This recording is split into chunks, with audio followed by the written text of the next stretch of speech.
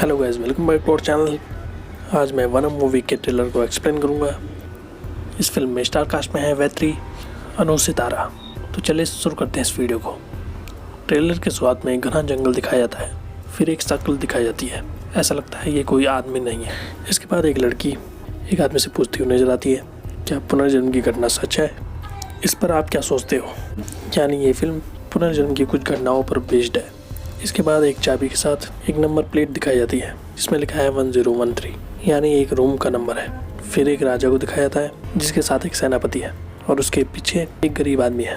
फिर एक लड़का एक स्टोर रूम पे एंटर करता है। अचानक उसके सामने एक बूढ़े आदमी का चेहरा दिखाई देता है जिसको देखकर वो बहुत डर जाता है। फिर वो लड़का जब किसी से बात कर रहा होता है तभी वो आदमी उसे थप्पड़ मार देता है।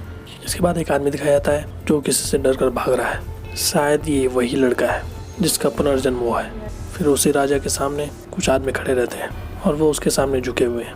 फिर इसके बाद वो लड़का अपनी वाइफ के हाथ में देखता है कि उसके हाथ में एक निशान है और यहाँ पर कहा जाता है पिछले जन्म की अधूरी इच्छाएं पुनर्जन्म की ओर ले जाती है। फिर एक आदमी हाथ में बंदूक लिए खेतों की ओर जाता हुआ दिखाई देता है, यानी वो किसी को मारने की कोशिश कर रहा है। फिर बहुत से लोग हाथों में लकड़ी लिए हुए जो जल रही है किसी पहाड़ पर चल रहे हैं। फिर दिखता है वो लड़का परेशान हो रहा है सोच सोच कर, या उसे कुछ आवाज़ें सुनाई दे रही हैं। इसके बाद एक लड़की सामने कुछ देखती है जिसको देखकर उसकी चीख निकल जाती है। इसके बाद जब वो लड़का कमरे में होता है, जब वो पीछे मुड़ता है तो वो देखता है कि कोई लटक रखा है रस्सी से। इसी को देखकर उस पहली औरत की चीख निकली थी। ये डेथ हॉस्टल में हुई है।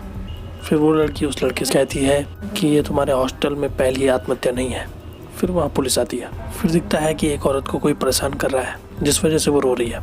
तो यानी फिल्म में कुछ ऐसी चीज़ें हैं जिस वजह से हॉस्टल में मौतें हो रही हैं। वो किस वजह से हो रही हैं वो इस फिल्म में पता चलेगा। फिर वही राजा का महल दिखाया जाता है जो पुराने समय में है।